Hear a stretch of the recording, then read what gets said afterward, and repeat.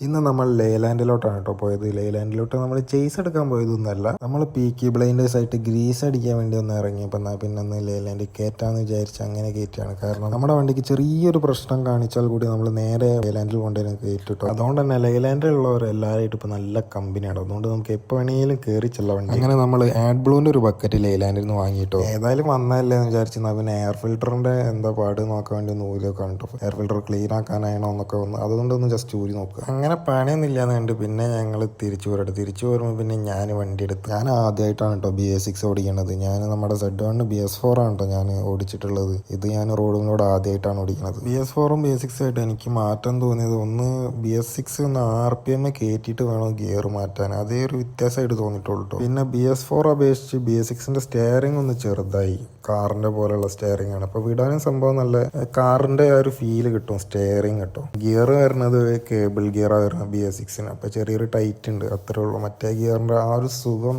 അങ്ങനെയില്ല, ചെറിയൊരു ടൈറ്റ്. എൻ്റെ അഭിപ്രായങ്ങളാണ് കേട്ടോ ഞാൻ പറഞ്ഞത്. പലർക്കും പല അഭിപ്രായങ്ങളാവും. എൻ്റെ ഒരു അഭിപ്രായമാണ് ഞാനീ പറഞ്ഞത്. അങ്ങനെ നമ്മൾ ഷെഡിലെത്തിയപ്പോൾ നല്ല മഴയാണ് കേട്ടോ. ഷെഡിലെത്തിയാണ് കയറിയപ്പോൾ തന്നെ നല്ലൊരു മഴ, ഇത് അടിപൊളി മഴ. എന്തായാലും വീട്ടിലോട്ട് ഇപ്പോൾ പോകാൻ കഴിയില്ല. അങ്ങനെ വണ്ടിയിലിരുന്നപ്പോൾ താജൂഖാനെ നിർബന്ധിച്ച് പാട്ട് പഠിപ്പിക്കണമെന്നാണ് കേട്ടോ. താജൂഖാൻ നന്നായിട്ട് പാട്ട് പാടും, ഞാൻ കുറേ കേട്ടിട്ടുള്ള. അടുത്ത വീഡിയോയ്ക്ക് സബ്സ്ക്രൈബ് ചെയ്ത് കൂടെ കൂടിക്കോളൂ.